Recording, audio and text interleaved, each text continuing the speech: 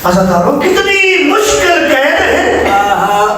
जब जहर मिली होती है ना तो जिस्म के टुकड़े कट जाते हैं, खून की उल्टी आती है।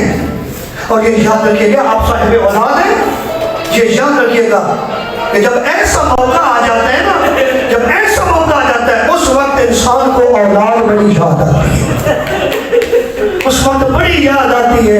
इसीलिए यहाँ पे मैं ये जुमले कहता हूँ कि जब इमाम दाएं गिरते होंगे तो कहते होंगे हाय रज़ा, कभी बाएं गिरते होंगे तो किसी बेटे का नाम, कभी तड़पते होंगे तो बेटियों का नाम। अजरुकुम अल्लाह, खुदा जाने इन कलमा पढ़ने वालों को आले रसूल से क्या दुश्मनी थी। इतना जुल्म किया, नापास बेटियां हैं ना बेटे हैं, तो होने वालों तड़पते तड़पते खत्म कर दिया। रोलाना मकसद था आपकी आंखों में आंसू हो गए, बख्शिश हो जाती है जब आंखों में आंसू आ जाए।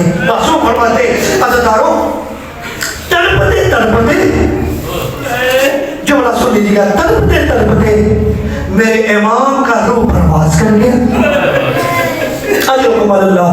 इन्ना लिल्लाहि व इन्ना इलैहि राजिऊन। अज़ादारों, मुसलमान कहते हैं